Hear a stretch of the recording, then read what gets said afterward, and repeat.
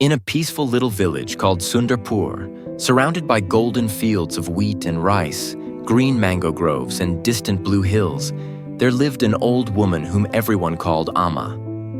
Her tiny house was made of mud walls and a thatched roof, standing right beside a massive ancient banyan tree that had been there for hundreds of years. The tree's thick trunk twisted like an old sage, and its long aerial roots hung down like curtains, creating cool, shady spots where the village breeze whispered secrets. Amma's hair was silver like moonlight, tied in a simple bun, and her face was full of soft, gentle wrinkles that crinkled when she smiled, which was always. Her eyes sparkled with a special kindness that made even strangers feel at home. Though she was very old, walking slowly with a W, many years ago, Amma had lost her husband to an illness, and they never had children. But she never felt alone or sad about it. Instead, she treated the whole village as her family. Every morning, she woke up with the birds, swept her small courtyard, watered her tulsi plant, lit a little diya, and made hot masala chai. Then she would sit under the banyan tree on a woven mat, waiting for whoever needed her. The village was beautiful, but life was not always easy. Houses were simple, mud walls painted with white lime, thatched or tiled roofs, small courtyards with cows and chickens. Men and women worked hard from dawn to dusk. Farmers plowed fields with bullocks, planted seeds, and prayed for good rain. Carpenters shaped wood into doors, chairs, and carts. Women fetched water from the well, cooked on clay stoves, ground spices, and looked after children. There was a small market where people sold vegetables, milk, cloth, and sweets. Children ran around playing gilli danda or kabaddi after helping at home. But sometimes the rains failed and fields turned dry and brown. Crops died, food became scarce, and worry filled hearts. Illnesses spread easily in the hot season: fever, cough, stomach pains, and there was no big hospital nearby. Money was tight. Many borrowed from lenders and struggled to repay. In tough times, people grew quiet, faces heavy with fear. Yet Amma always smiled. She would say softly, "Life is like the river, sometimes calm, sometimes stormy. We cannot control the flow, but we can choose how we sail." One hot afternoon, when the sun burned bright and cicadas sang loudly, a young woman named Radha came walking quickly toward the banyan tree. Radha was in her late 20s, pretty with long black braid and bright bindi, but today her eyes were red from crying. She carried her little daughter Meera on her hip and held her son Kishan's hand. The children looked tired and confused. Radha had been married to Vijay, a strong young farmer. But the village could not give enough work, so Vijay went to the big city far away, promising to find a factory job and send money home. Months passed with only one short letter at first. Now weeks had gone without any news. The family's savings were gone. Neighbors shared rice and dal sometimes, but Radha felt ashamed and scared. She reached Amma and fell to her knees, tears flowing freely. "Amma," she sobbed, "I don't know what to do. Vijay left saying he'd send money soon, but nothing has come. The children are hungry every day. Kishan asks for his papa, Meera cries at night. What if something bad happened to him in the city? What if he forgot us? I feel like darkness is swallowing everything." Amma put down her cup of chai and gently pulled Radha to sit beside her on the mat. She wiped Radha's tears with the end of her sari and gave the children some jaggery from her small tin. "Beta," she said softly, "let the tears come out first. Then breathe slowly. Now tell me, what thoughts are running in your mind right now?" Radha took a shaky breath. "Only bad ones, Amma. I imagine Vijay lost, sick in some hospital alone, or worse. I see my children growing thin, people talking behind my back, us having no home. My heart feels like a heavy stone. I can't sleep, can't eat properly." Amma nodded with understanding eyes. "My dear, our mind is like a garden. Whatever seeds we plant, Thoughts, we grow those feelings.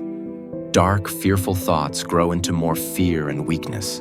But if we plant bright, hopeful seeds, we grow strength, courage, and sometimes even doors open that we never saw. Radha looked puzzled. But Amma, how can I plant happy thoughts when everything around me is so difficult? The empty pot, the crying children? How? Amma smiled warmly, her wrinkles dancing. That's why stories help us see clearly. Let me tell you one that stayed with me through my own dark days. She adjusted her sari, took a sip of chai, and began in her calm, soothing voice that made even the birds listen quietly. Once upon a time, in a land not far from here, there lived a simple man named Hari. He was kind, but life had been cruel. He lost his small farm to flood, his wife to illness, and soon had no money, no home, no one. One day, tired and broken, he walked to a quiet riverbank far from people. He sat under a lone tree and cried for hours, feeling he had nothing left in the world. As the sun was setting, an old wise woman passing by saw him. She sat beside him and asked gently, "My son, why do you cry so much?" Hari replied through tears, "I have lost everything. My land, my loved ones, my hope. I have nothing. How can I ever smile again?" The wise woman looked around slowly and smiled. "But look, Hari, you have this beautiful river flowing peacefully, giving water and life. You have these strong trees giving shade and fruit. The golden sun is warming you, birds are singing sweet songs, and clean air fills your lungs. The world is still full of gifts for you. If you keep your eyes only on what is gone, sadness will stay forever. But if you open your heart to what is still here, gratitude will come, and with it, new strength." At first, Hari thought she didn't understand his pain, but he was tired of crying, so he tried. He watched the river sparkle in sunset light, felt the cool breeze on his face, listened to leaves rustling. Slowly, something shifted inside. His tears dried. A small peace touched his heart. He thanked the woman and stood up.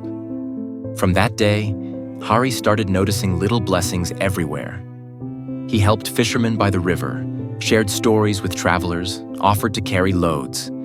People saw his kind heart and began helping him, giving food, a place to sleep, small jobs. Little by little, he built a new life, not grand, but full of peace and friendship. Amma finished the story and looked at Radha gently. The children had fallen asleep in the shade, and a soft breeze moved the banyan leaves. "Do you see, Beta? No magic happened. Hari's outside world didn't change suddenly. But when he changed his inside world, his thoughts, his actions became different, and good things found him." Radha sat quietly, thinking deeply. "Amma, do you truly believe that just thinking good thoughts can bring my husband back or fill our home with food?" Amma placed her hand on Radha's. "Not like waving a wand, no. Thoughts alone don't pay bills, but positive thinking gives you energy to work harder. Smile at neighbors who then help more. Notice opportunities you missed before. It keeps fear from making you weak.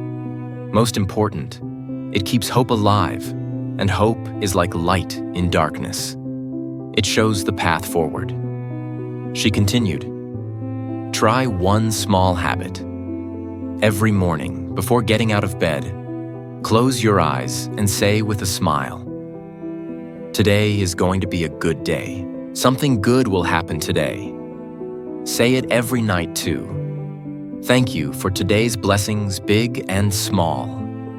Even if the day is hard, say it. Watch how your heart feels lighter, how you find small joys, a neighbor's smile, children's laughter, strength to carry water." Radha wiped her eyes and nodded slowly. A tiny hope flickered in her face. "I will try, Amma. From tomorrow, I will start." Amma hugged her like a mother. "That's all we need. Start trying, one day at a time."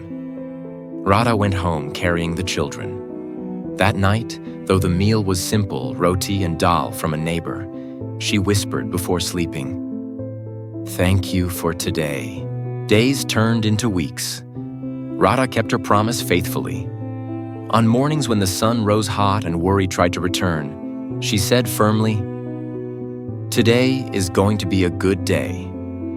She worked longer in others' fields for small wages, planted vegetables in her tiny backyard, told funny stories to make Kishan and Meera laugh.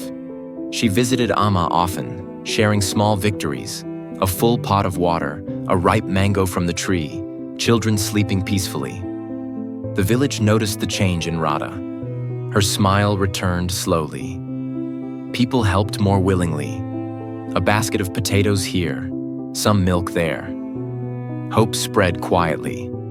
Then one beautiful morning, as parrots flew overhead and the postman cycled down the dusty path ringing his bell, he stopped at Radha's house waving an envelope. From the city, for Radha Devi. Radha's hands trembled as she opened it. Inside was a long letter from Vijay and money tucked carefully. He wrote, "My dear Radha, Kishan, Meera, I am safe. The city was hard at first, many rejections, but finally I got steady work in a good factory. I was saving to send more at once. I miss you all every day. I am coming home next month." Tears of joy flowed down Radha's face. She hugged the children tightly, danced around the courtyard laughing, gave sweets to neighbors.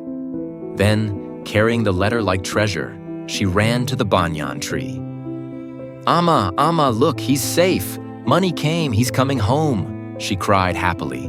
Amma's eyes filled with happy tears. She laughed softly and hugged Radha. "See, my child, you chose hope every day, and hope made space for this blessing. Positive thinking didn't send the letter, but it kept you strong to receive it with joy." News spread like wildfire through Sundarpur. Soon, more people came to sit under the banyan tree. A farmer anxious about coming rains, a young boy nervous before school exams, a newlywed couple arguing over small things, an old man missing his grown children. Amma listened to each one patiently without judgment and shared the same gentle wisdom. Choose good thoughts. Speak kindly to yourself. Notice small blessings. Hope opens doors that fear keeps shut. Slowly, the whole village began to change. People greeted each other with bigger smiles. They helped more during hard times. Even when the next monsoon was late and fields looked thirsty, they gathered under the tree, shared stories, and said together, "Something good will come." And somehow, they found strength to dig small wells, save seeds, support each other. Years rolled by. Vijay returned, built a stronger house, and the family grew happy again. Children who once listened wide-eyed to Amma's stories grew up and brought their own children to the same spot. Amma became older, her steps slower, but her smile and eyes stayed bright till the end. The great banyan tree still stands tall in Sundarpur, giving shade and shelter. On quiet evenings, you can hear laughter and soft voices there. People sharing worries and hopes, remembering Amma's simple truth. The real power of positive thinking is not magic or pretending problems don't exist. It is choosing hope every day, planting good seeds in our mind garden, so we grow strong enough to face storms and welcome sunshine when it comes. And under that ancient banyan tree, the gentle lesson lives on. A hopeful heart turns ordinary days into beautiful ones, one thought at a time.